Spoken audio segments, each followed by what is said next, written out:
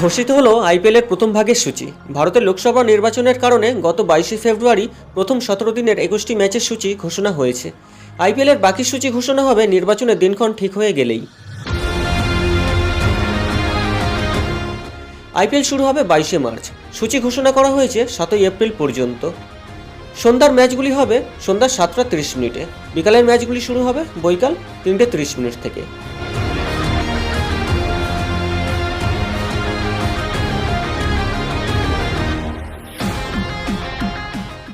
এবারের আইপিএলে দর্শকরা প্রথম ম্যাচে দেখবেন দুই কঠিন প্রতিপক্ষ মহেন্দ্র সিং ধোনি এবং বিরাট কোহলির লড়াই। গতবার ট্রফি জেতার সুবাদে এবার প্রথম ম্যাচ খেলবে চেন্নাই। খেলা হবে তাদেরই ঘরের মাঠে চিপক স্টেডিয়ামে। প্রথম ম্যাচে খেলবে চেন্নাই সুপার কিংস বনাম রয়্যাল চ্যালেঞ্জার্স ব্যাঙ্গালোর।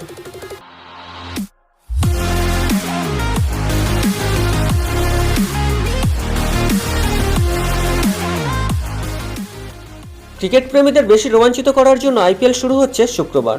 তারপরে শনিবার এবং রবিবার দুদিনই দুটি করে ম্যাচ রয়েছে। অর্থাৎ আইপিএলের শুরুতেই দর্শকদের কাছে ভরপুর বিনোদন উপহার দেওয়ার ব্যবস্থা করা হয়েছে আইপিএলের তরফে। মহালিতে 23শে মার্চ অর্থাৎ শনিবার প্রথম আইপিএলের ম্যাচটি হবে পাঞ্জাব এবং দিল্লির মধ্যে। রাতের ম্যাচ খেলবে কলকাতা এবং হায়দ্রাবাদ, সেই ম্যাচ হবে কলকাতায়।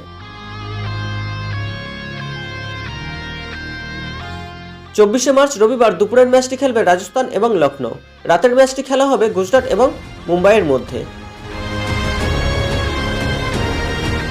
তবে দর্শক মনে আলাদা আগ্রহ তৈরি হয়েছে গুজরাট বনাম মুম্বাই ম্যাচটি নিয়ে, কারণ এবারই গুজরাট থেকে হার্দিক পান্ডিয়াকে ছিনিয়ে এনেছে মুম্বাই। নতুন দলের অধিনায়ক হিসাবে হার্দিক প্রথম ম্যাচেই খেলবেন পুরনো দলের বিরুদ্ধে। সেই ম্যাচ নিয়ে আলাদা উত্তেজনা তৈরি হয়েছে তা নিয়ে সন্দেহ নেই। তবে খারাপ খবর গুজরাটের জন্য। একদিনের বিশ্বকাপের পর চোটের জন্য আর মাঠে দেখা যায়নি মোহাম্মদ সামিকে। এবার জানা গিয়েছে আইপিএলেও খেলতে পারবেন না তিনি। গোটা মরশুম থেকে ছিটকে গিয়েছেন ভারতীয় এই জোড়ে বোলার। অন্যদিকে 5বার ট্রফি জেতার পর প্রথমবার মুম্বাইয়ের সাধারণ ক্রিকেটার হিসাবে নামবেন রোহিত শর্মা।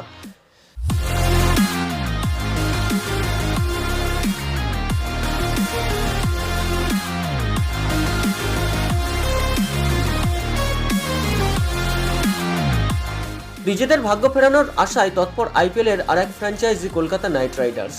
তাই আবার ফিরিয়ে এনেছে গৌতম গম্ভীরকে দলের মেন্টরের ভূমিকায়।